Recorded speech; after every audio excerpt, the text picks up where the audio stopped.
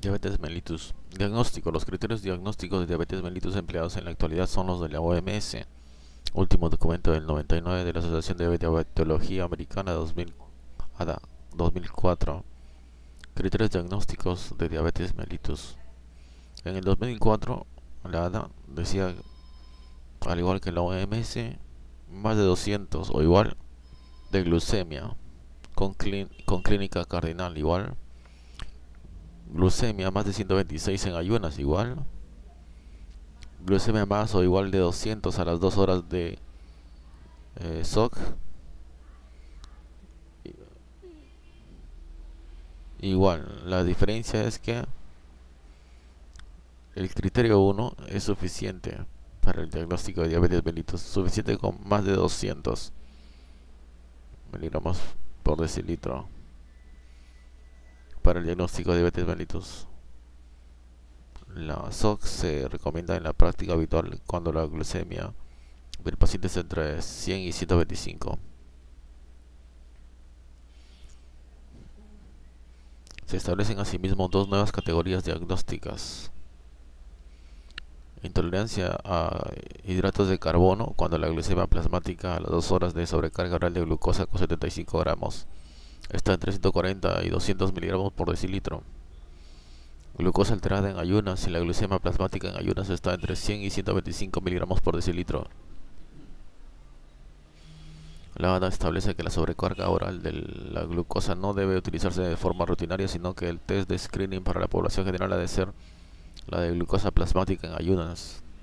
Se debe realizar el screening a personas de más de 45 años, obesos, familiares de primer grado de diabéticos, población de alto riesgo, macrosomía fetal, hipertensión, dislipemia, ovario poliquístico y personas con intolerancia a glucosa alterada en ayunas.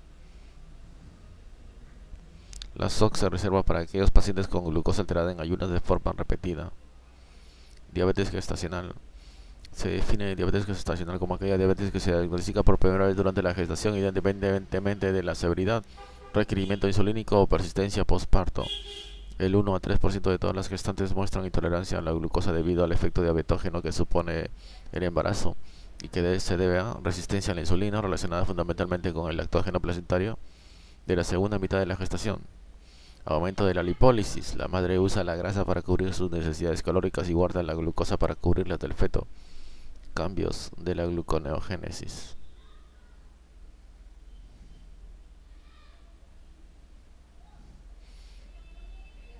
Así, en la gestación distinguimos periodo precoz anabólico, hay aumento de los depósitos grasos. Hipoglucemia materna, la glucosa se está guardando y por eso se retira de la circulación. Disminución de la insulina y de sus necesidades en diabetes mellitus pregestacional.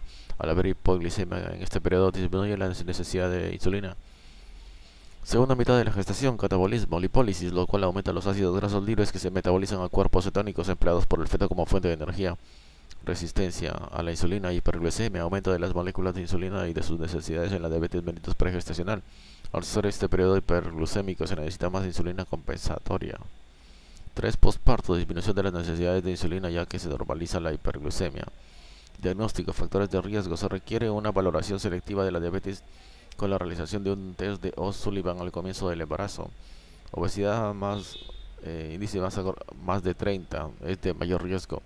Historia familiar de diabetes mellitus, padres o hermanos. Antecedentes obstétricos, abortos o repetición, fetos muertos, muerte neonatal no explicada, prematuridad, malformaciones congénitas, hidramnios, macrosomía fetal, historia de parto traumático. Hipertensión arterial crónica, preeclampsia, candidiasis, ictus de repetición, antecedentes personales de diabetes gestacional o de intolerancia glucídica. Recuerda, se debe hacer una determinación de hemoglobina glucosilada en la primera visita obstétrica a los pacientes que ya son diabéticas previamente a la gestación.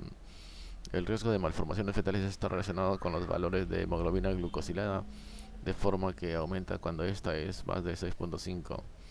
La detección de una glucemia basal de más de 126 miligramos por decilitro en 2 días diferentes permite hacer el diagnóstico de diabetes gestacional directamente sin hacer necesidad de screening, al igual que 2 valores al azar mayores de 200 miligramos por decilitro. Screening con el test de O'Sullivan se practica toda embarazada de entre 24 y 28 semanas. Recuerda que antes no suele haber problemas de hiperglucemia, aunque no parece ser necesario en gestantes menores de 25 años sin factor de riesgo. se administran 50 gramos de glucosa y se determina la glucemia basal 1 hora post ingesta. Si el valor es de 140 miligramos por decilitro o mayor, se practica una sobrecarga oral de glucosa SOC. Test de sobrecarga oral de glucosa SOC. Cuando sospechamos diabetes gestacional tras el screening, practicamos esta prueba que consiste en mantener 3 días dieta con al menos de 150 gramos de hidratos de carbono al día y tras 12 horas de ayuno medir la glucosa basal y administrar 100 gramos de glucosa. A continuación se mide la glucosa una vez cada hora durante 3 horas siguientes a la administración. Aunque no hay consenso, los valores recomendados como referencia son en miligramos por decilitro, los mostrados en la figura 22.2. Vamos a ver esta tabla. Diagnóstico de diabetes mellitus fuera del embarazo.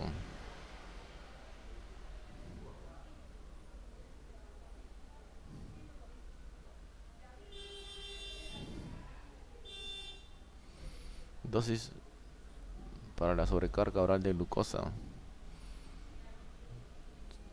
Para intolerancia a hidrocarbonato, 75 gramos. Para diabetes mellitus, 2 de los siguientes, 75 gramos. Para screening de diabetes gestacional, 50 gramos. Para diabetes gestacional, 2 de los siguientes, 100 gramos. Basal en ayunas, 100 a 125 en ayunos. Más de 126. Más de 95. En 1 hora, más igual que 140 o más que 180. 2 horas, 140, 199. Más igual que 200, más de 155. 3 horas, más de 140. En cualquier momento de clínica cardinal, más o igual de 200.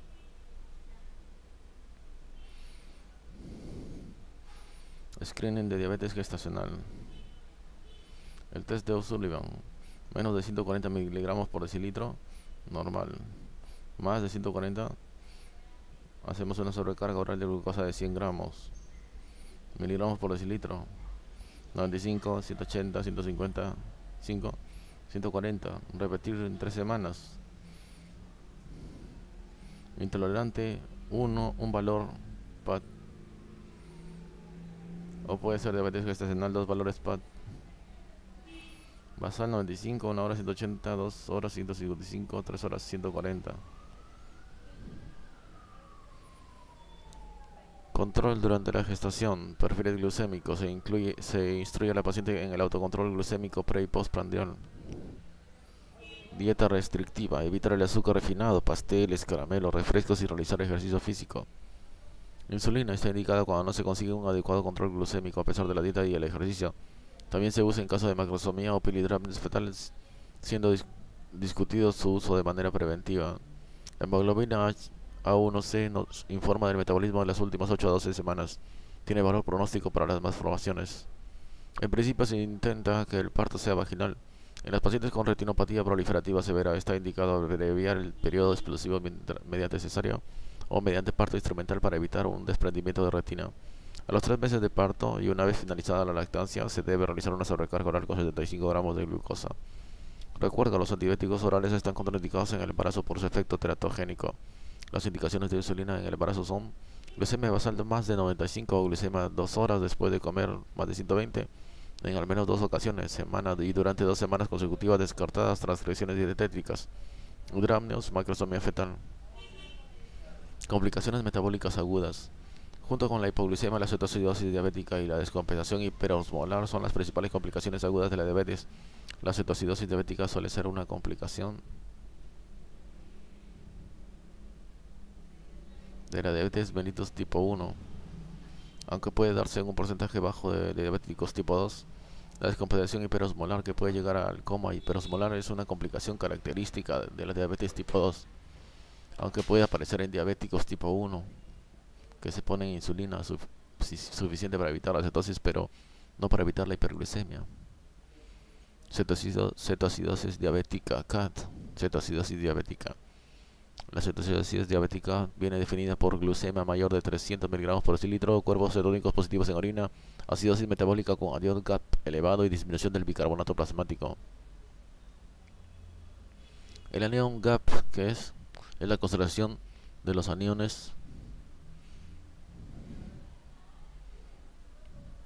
no medidos, es decir, hiato aniónico, y que por razones prácticas equivale a la diferencia entre la concentración sérica de sodio y la suma de las concentraciones del cloro y del bicarbonato CO2 total. Su valor normal oscila entre 8 y 12.000 equivalentes. En la cetoacidosis diabética, el anión GAP está aumentado fundamentalmente por beta-hidroxibutirato y en segundo lugar por el acetoacetato. La acetona no lo aumenta porque es un ácido.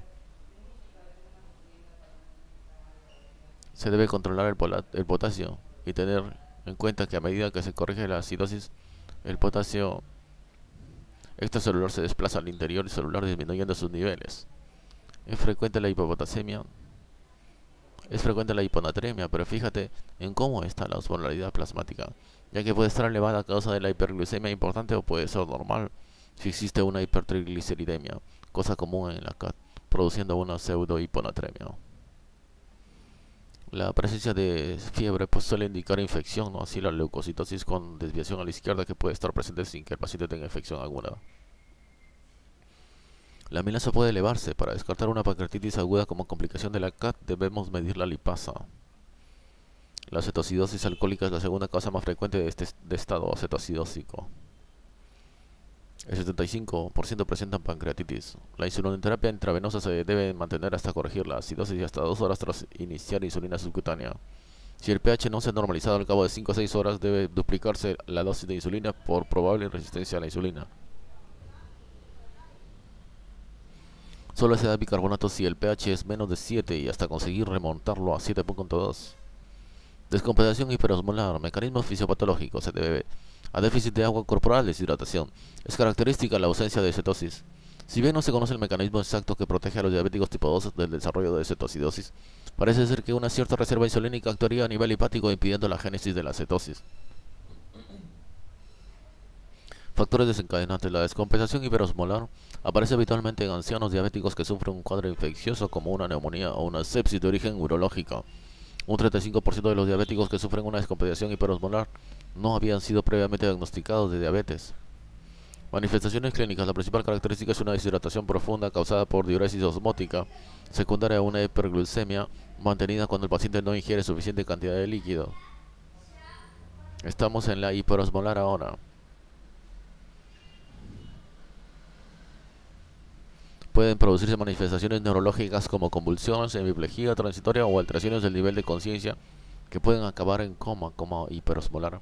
Como consecuencia del aumento de la viscosidad plasmática pueden aparecer microtrombosis así como coagulación vascular diseminada.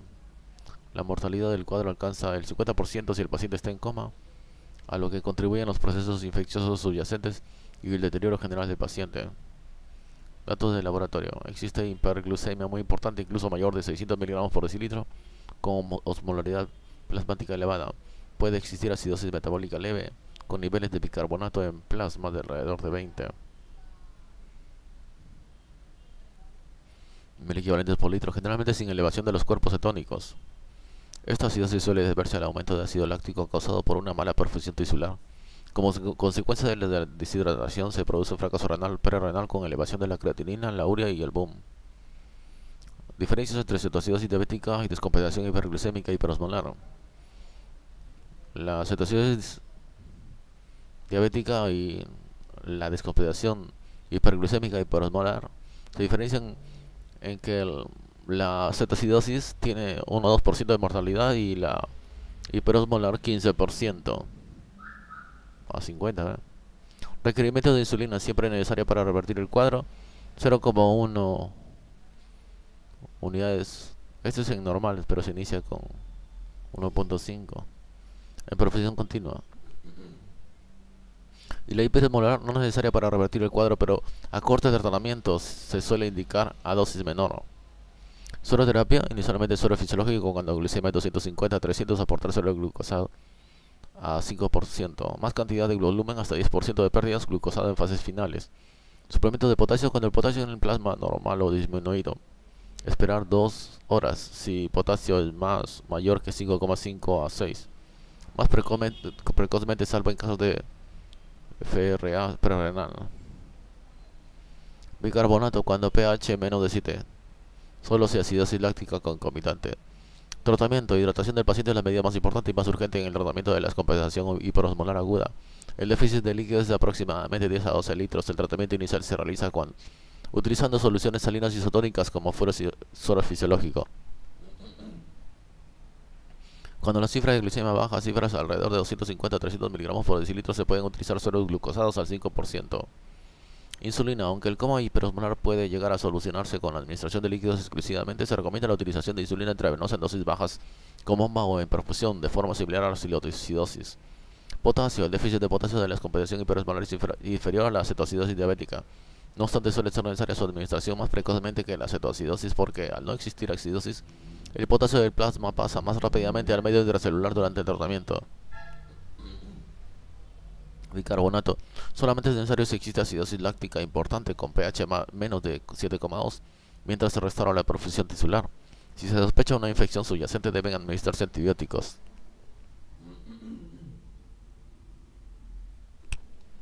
Hipoglucemia. La hipoglucemia es frecuente sobre todo en los pacientes con diabetes mellitus tipo 1 cuando se realiza un tratamiento intensivo para mantener los niveles glucémicos dentro de la normalidad.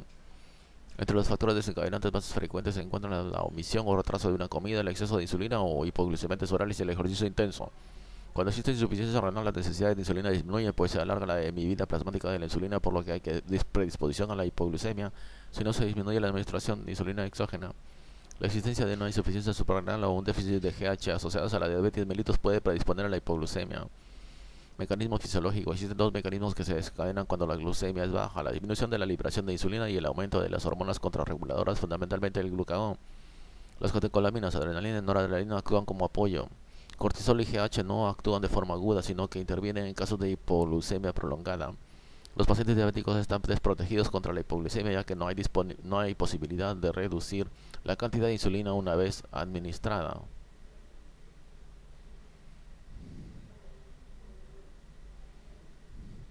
Por otra parte, a medida que la diabetes avanza, se va alterando la respuesta contrarregulada del glucagón y las catecolaminas.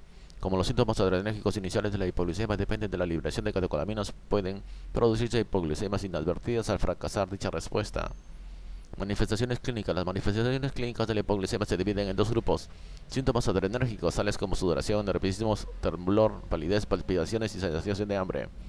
Síntomas neuroglucopénicos, como cefalea, disminución de la capacidad de concentración, trastorno de la conducta y el lenguaje, visión borrosa, confusión, pérdida de conocimiento o convulsiones. Se desarrollan cuando la hipoglucemia no es controlada por las hormonas contrarreguladoras o por la ingesta de hidratos de carbono. Si la hipoglucemia ocurre durante la noche, puede manifestarse como sudoración, pesadillas y cefalea matutina, o bien ser asintomática. Los pacientes con una diabetes mal controlada pueden presentar síntomas de hipoglucemia en presencia de cifras de glucemia más altas que los individuos normales o los diabéticos bien controlados, puesto que se produce una elevación del umbral de contrarregulación de la glucosa. Tratamiento. Si el paciente está consciente, debe administrarse hidratos de carbono de absorción rápida por vía oral, azúcar, líquidos azucarados, caramelos. Si el paciente está inconsciente, la familia debe administrar glucagón por vía subcutánea o intramuscular y acudir al hospital para la administración intravenosa de suero glucosado. Hay que tener en cuenta que la hipoglucemia producida por sulfonilurias puede ser muy prolongada. En esta situación es necesaria la observación hospitalaria durante al menos 48 horas. Manifestaciones cutáneas de la diabetes mellitus se deben a microangiopatía y a cambios del tejido conectivo dérmico y a la innervación cutánea. Dermopatía diabética. Son placas irregulares, marrones, asintomáticas en la cara anterior de las piernas. Desaparecen espontáneamente tras 12 a 18 meses, pero siguen apareciendo nuevas, dando un aspecto estacionario. Se piensa que se deben a la microangiopatía subyacente, es la manifestación más frecuente de los diabéticos. Bullosis diabética. Ampollas tensas sobre piel sana que curan su cicatriz en 2 a 3 semanas. Suelen localizarse en piernas y pies y debe hacerse diagnóstico diferencial con las enfermedades ampollosas autoinmunes. Escleroderma adultorum.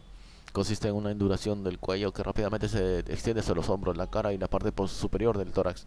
Histológicamente se aprecia colágeno engrosado y depósito de glucosaminoglutanos. Persiste durante largos periodos de tiempo. Eritema y necrosis. Rubiosis facial en diabéticos de larga evolución. Lesiones simulando erisipelas en las extremidades inferiores que pueden terminar en necrosis y destrucción del hueso subyacente. Son áreas edematosas e indoloras. Neuropatía periférica. Neuropatía sensitiva acompañada en ocasiones de lesiones ulcerosas, sobre todo en extremidades inferiores. Otras manifestaciones frecuentemente asociadas a diabetes: acatosis nígricas, placas papilomatosas aterciopaladas en flexuras de cuello, axilas e ingles. Recobiosis lipoídica. Ocurre en cerca del 0,3% de los diabéticos. Es más frecuente en mujeres y, aunque tienen preferencia por la cara anterolateral de la pierna, puede aparecer en cara, troncos y extremidades superiores. Puede preceder a la diabetes y su curso es independiente del control glucémico. Un 40% de necrobiosis lipídicas aparecen en ausencia de diabetes. Clínicamente son nódulos que crecen y coalescen hasta formar placas agrandadas, bien delimitadas, de coloración amarillenta con telangiectasias superficiales que pueden ulcerarse.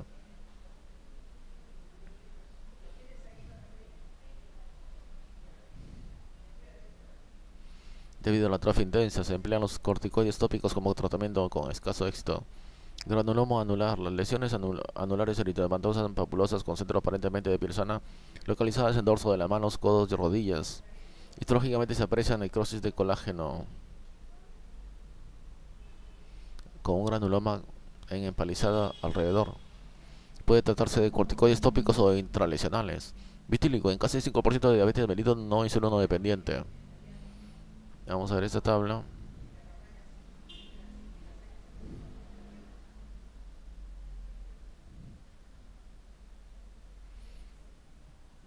Características diferenciales de las complicaciones agudas de diabetes: la cetoacidosis y la hiperosmolar.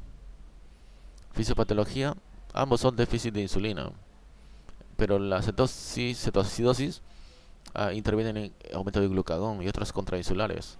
Luego, sucede una liberación de glucosa hepática. Eso ya no sucede en hiperosmolar. En hiperosmolar solamente hay hiperglicemia, sin cetosis, poliuria osmótica, por lo cual viene deshidratación.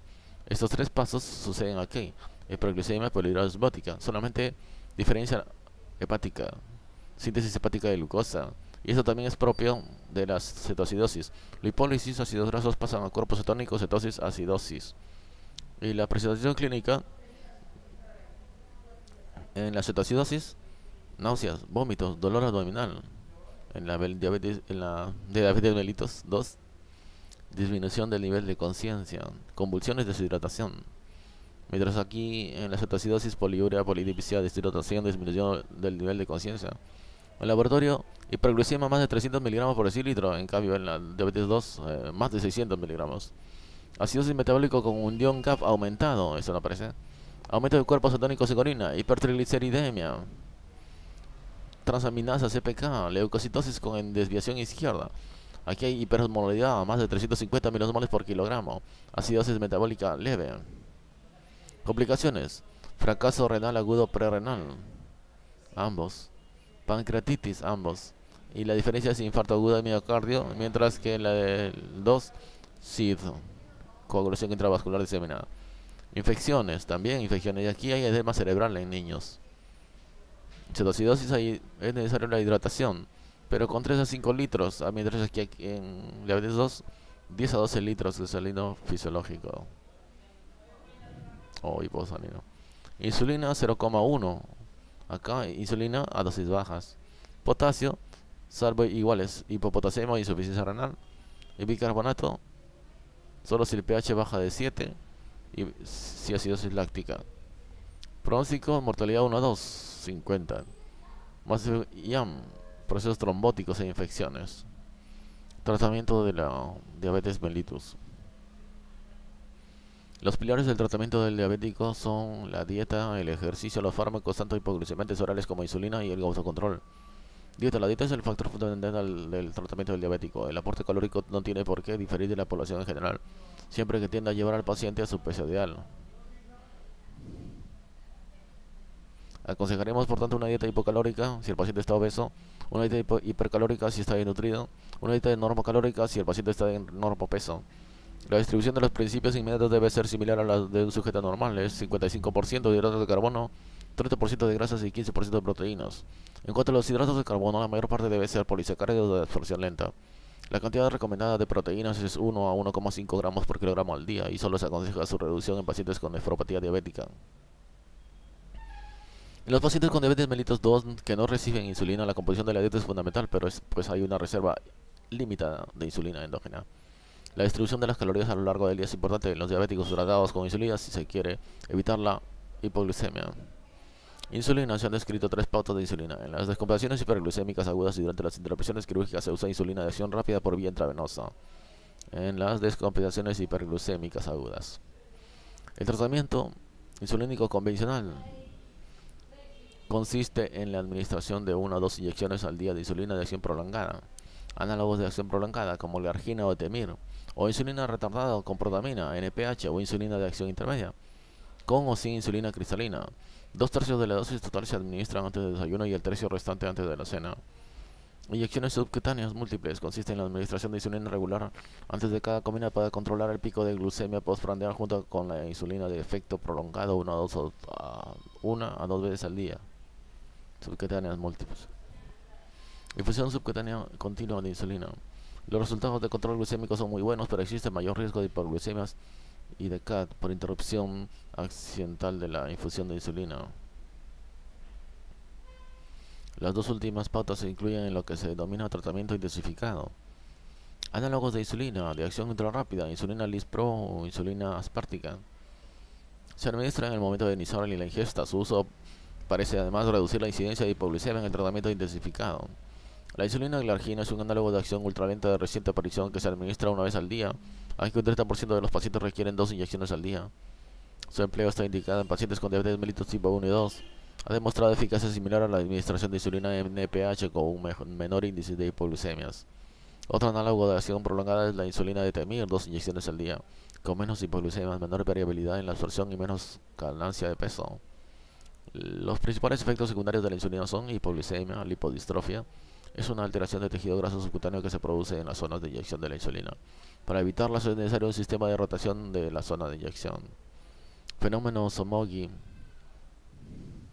Este fenómeno se produce por un aumento de las hormonas contrarreguladoras en respuesta a la hipoglucemia. Si se sospecha fenómeno Somogyi, se debe reducir la dosis de insulina para evitar la hipoglucemia. Fenómeno del alba. Es la elevación de la glucosa plasmática en las primeras horas de la mañana, posiblemente en relación con la secreción nocturna de GH o el ritmo circadiano del cortisol. Es un fenómeno independiente del fenómeno de Somogyi. La distinción entre ambos consiste en medir la glucemia a las 3 de la madrugada. La glucosa estará baja si el fenómeno Somogyi, si es un fenómeno Somogyi, y estará normal si es un fenómeno del alba. Ante la evidencia de un fenómeno del alba, debe aumentarse la insulina para mantener la normoglucemia.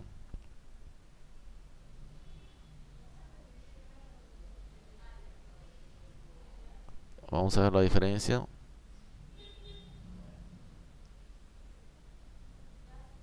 Enfoque terapéutico.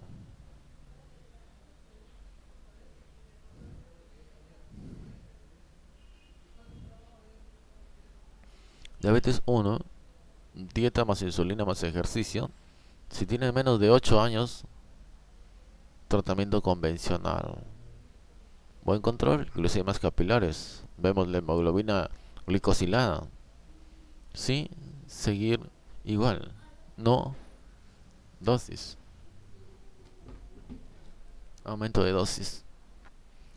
Más de 8 años, tratamiento intensivo. Buen control, glucemias capilares, hemoglobina glicosilada. Sí, seguir igual. No, aumento de dosis. Diabetes mellitus 2. Dieta más ejercicio. Buen control, hemoglobina glicosilada. Sí, seguir igual. No. En esta casilla no hay acuerdo universal. Si no hay control con un fármaco, se aumenta la dosis. Si falla, se asocian varios fármacos. Y si falla, se emplean a orales. Más insulina o insulina en monoterapia. En determinadas ocasiones si hay preferencias. Embarazo de insulina. Insuficiencia renal, insulina disminuye la dosis. Obesidad, biguanidas. Efecto anorexígeno. El tratamiento intensivo consigue menores concentraciones de hemoglobina glucosilada y por tanto menor incidencia de complicaciones microvasculares, probablemente también macrovasculares. Sus inconvenientes son el mayor número de hipoglucemias, aunque no más hipoglucemias graves que con el tratamiento convencional, y mayor ganancia ponderal. El tratamiento intensivo no se emplea en menores de 8 años porque aumenta el riesgo de hipoglucemias que afectan al desarrollo intelectual. Otras contraindicaciones para el tratamiento intensivo son neuropatía autonómica severa, las hipoglucemias inadvertidas, complicaciones crónicas de la diabetes mellitus ya evolucionadas, ictus, enfermedad coronaria, alteraciones del comportamiento, depresión. Mecanismo de acción y efectos secundarios de fármacos antidiabéticos.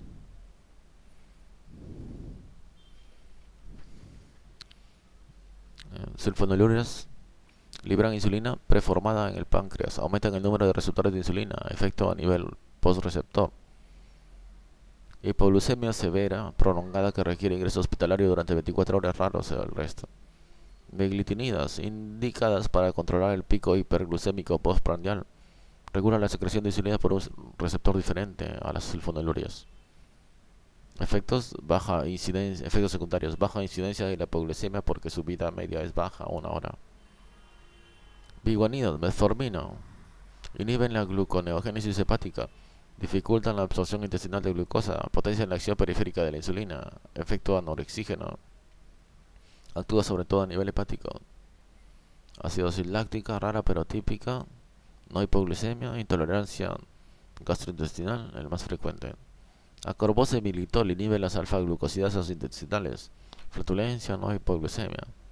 Tiazolidenedionas, como rosiglitazona y pioglitazona, disminución de resistencia periférica, control del metabolismo lipídico, actúa sobre todo a nivel muscular, su acción es sobre receptores nucleares PPAR-gamma. Hepatotoxicidad rara, leucopenia leve, produce edemas y retención. Sulfonilurias de primera generación: clorpropamida, tolasamida, tolbutamida, acetohexamida. De segunda generación: glibenclamida, glipizida, glipurida, gliquidona, glicazida. Tercera generación: glimepiride.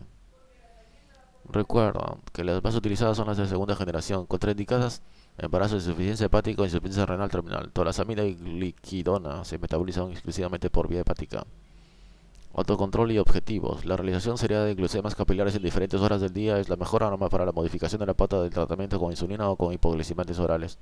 Se recomienda la realización de un mínimo de 4 glucemas capilares al día en los pacientes en tratamiento insulínico intensivo. La medición de glucosuria no tiene valor como marcador del control glucémico. Objetivos del control metabólico: parámetros por la ADA 2002 o la European Diabetes Policy Group 1999. Hemoglobina glicada o glucosilada, la ADA menos 7% y la europea menos de 6.5%. Frecuencia análisis de hemoglobina cada 3 meses, acá cada 2 a 6 meses, individualizar. Acá dice cada 3 meses si control inestable, cada 6 meses si control estable. Glucosa preprandial 8 a 120, menor de 100 evitando hipoglucemias. Glucosa postprandial 100 a 140, menor de 135 evitando hipoglucemias.